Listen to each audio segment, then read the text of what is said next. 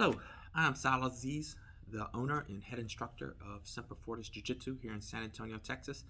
And I'm going to tackle this week's question of the week, which came to me from a friend who asked, in my Jiu Jitsu journey, if there was something I could have done differently or something that I could recommend to somebody going through their journey, regardless of what belt they are, just advice that I could give that would be beneficial to them. What would I have done differently in my journey, or what would I have liked to have done differently? And man, it was a great question. I actually spent a lot of time thinking about the question because I was like, man, I had to sort of look back on my past 16, 17 years and think about, man, what would I have done differently? And so what I came up with is one of the things that I've always admired is people that stay with the same school and the same instructor from white belt to black belt. I think that's such an awesome thing. And like one of my best friends and mentors, Josh Lauber, who owns Helson Gracie San Antonio, he's been with Helson Gracie from white belt to black belt. He's still with Helson Gracie, still running a Helson Gracie affiliate. And that's been his only teacher. And I really admire that relationship. And I wish, in hindsight, that I could have had a relationship like that would have, with an instructor from white belt to black belt. And just wasn't possible because I was in the U.S. Navy for 33 years. And the Navy, every 2 or 3 years, would move me to a new location. So I'd move to a new location. I'd have to find a new school. And so I ended up, getting promoted by a different instructor each time as I went from white belt to black belt. So I guess if I could have done something differently, I would have stayed with the same instructor. That would have been an ideal situation. But because of my life in the U.S. Navy and my commitment to the U.S. Navy, that just wasn't possible. And I mean, the advantage of the military journey was, it was significant because I got to meet a lot of cool people in my military journey and going to different duty stations. So, I would be at a jiu-jitsu school for 2 or 3 years in South Carolina, and then I moved to Texas, and I was at a school here in Texas for 2 years, and then I moved to North Carolina. I was at a school there for a couple years, 3 years, and then I moved to Florida, and I was at another school for 3 years, and so I had like a lot of cool training opportunities. I had a lot of great mentors, and I made a lot of friendships and bonds that still carry me to this day, which makes going to like the Pan Ams or the World Jiu-Jitsu Championships, which I try to go to every year. It's such a family reunion because I get to see old training partners and old teachers that I hadn't seen in years.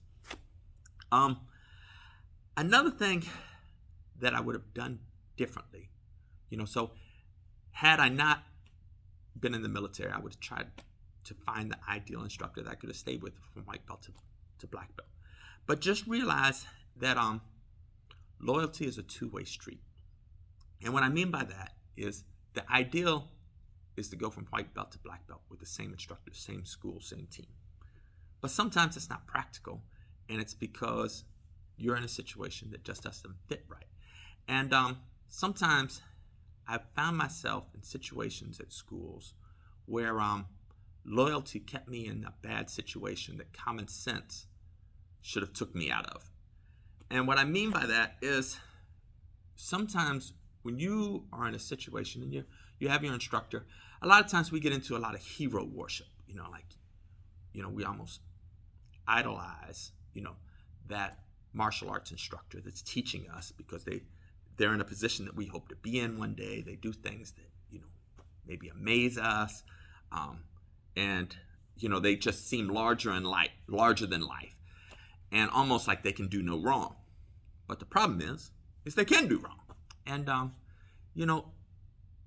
one of the schools and the teams that I had to leave in my jiu-jitsu journey, I wish I had left. I don't regret leaving any of the schools, because there was a couple schools that I just had to leave because it was just a bad vibe. It was a bad instructor. It was a bad environment. And it was like, this isn't, even if I was going to live in this town for 50 years, I could not stay with this instructor, with this team. And, like there was one instructor, he was married, And he just constantly was in inappropriate relationships with his female students. And he always had a good excuse why he was there. And although it was hitting us in the face, what he was doing and some of the allegations and the rumors that were coming out of what he was doing, I was one of the ones guilty of turning a blind eye, like, it's not what people are saying. He's not really doing these things. When eventually the reality hit me that yes, he is in fact having an affair on his wife, and he's having inappropriate relationships with some of the female students at the school, and that's the ones that agreed to the relationship. And with the other students, he was basically sexually harassing them. And you could see in his behavior that, like, if a young, attractive female came to class that day, he made a beeline for him. And he spent a lot of time giving them one-on-one instruction, where maybe if a less attractive female came in, he may have spent no time with them or just assigned somebody else to help him. And it was like, wow. It got to the point where, like, you could guess, like, oh, he'll be spending a lot of time with this particular student today because of the way that student looks. And finally, the school I was at, we fired him, and but I wish I would have listened, to my common sense sooner, because not only did I waste time with that instructor who was very good at jiu-jitsu, but that person ran a lot of people away from jiu-jitsu. And had I spoke up sooner, some of those people that he ran away from jiu-jitsu may still be doing jiu-jitsu today. So I would say that be loyal to your instructor if you can, but don't hero worship. And sometimes you're going to see people that aren't right for you, and it's time to go. Like if you go into a school and, like one of my first warning signs is like, if the instructor is involved in a relationship with one of the students, because I think that's always inappropriate.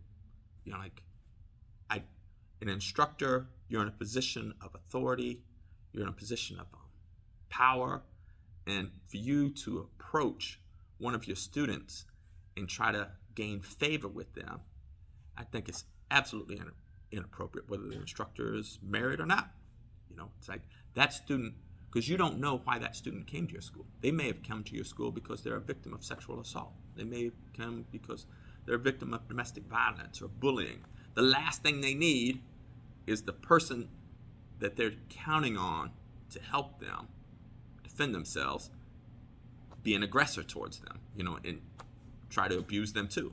So I see, and of course it shows up in news every once in a while. You'll hear about a martial arts instructor somewhere, who is guilty of sexual assault or rape. And then it always disappoints me because I hear this hero worship where people pipe up, oh, I don't think he did it. I think they're just making false allegations. And it's like, no, like you always want to speak up for your friends and your heroes, but let that play out, because you don't really know what took place. And I always give the benefit of the doubt to the victim, like not to the aggressor. And so I think as an instructor, you should never be in an inappropriate relationship with your student. Like it's just that you should find your dating pool someplace else, whether, like there's 2 million people in the city of San Antonio. I don't know, I have maybe 150, 200 students here at Semper Fortis, and I'm married. But if I wasn't married, it would be absolutely inappropriate for me to try to make advances on one of my students. And there's 2 million people here. Like, find my dating pool someplace else, not in my workplace where people are looking up to me. So, and loyal, like I said, I think a lot of times we get into hero worship, and I think, I was guilty of it. Like, I didn't want to believe like some of my instructors were the bad people, but the truth is some instructors out there are predators, and they just happen to be jiu-jitsu instructors. So just realize that. And also, like, I remember we had an incident here in San Antonio. Well, no, it was the Austin Open, maybe 3 years ago. And one of the black belt instructors there, he owns a school.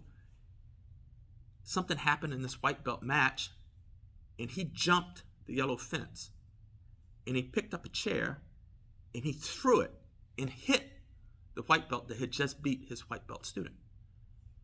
And then he walks onto the mat and he shoves the kid. So he commits 2 assaults against the kid.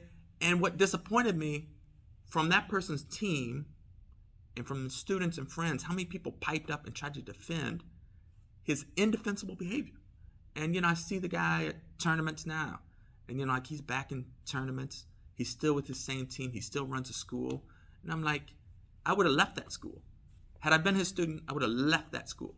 Had he been my student, I'd have thrown him out of my school. But people trying to justify his behavior. Like, oh, well, he's just emotional. Well, my children were emotional too when they was 3 and 4, and they had trouble controlling their emotions. But, through good parenting and discipline, they grew out of that. As an adult, you should not be so emotional. But it goes back to sometimes the hero worship. Like, look at people for what they are. So in my jiu-jitsu journey, I wish that there was a couple cases where I was more loyal to a person than I should have been, because common sense should have showed me that they don't deserve that loyalty. They're not a good person. And, if a person is cheating on their spouse, if they don't have the honor to keep their word to their spouse, how loyal could they possibly be to me? They took a sacred oath to their spouse, and they're not serious about that oath. That oath means nothing. Then what's our relationship? How?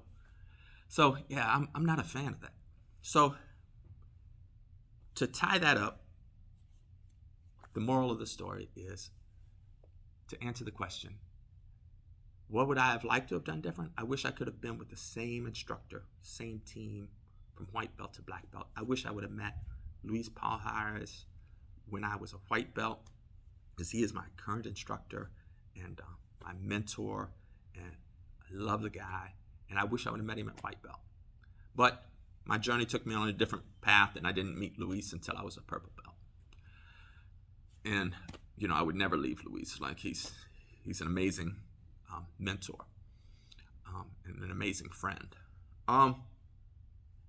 And so if you can find the right instructor, stay with them. But loyalty is a two-way street. And look at people for what they are, not what you want them to be. Don't get into hero worship. And don't let loyalty keep you in a situation that common sense should take you out of. That is my second message. If you can stay in a long-term relationship, great. But if you realize that person's got ethical problems, and they have ethical problems if they're dating their students. Like, if they're making advances to their students, they have ethical problems. And that's not a person that deserves your loyalty. So that's this week's message. I know I went off on a tangent. I'm notorious for it. But sometimes my messages go all over the place. But got a question for next week, feel free to fire below. And look forward to seeing y'all soon. All right, ciao.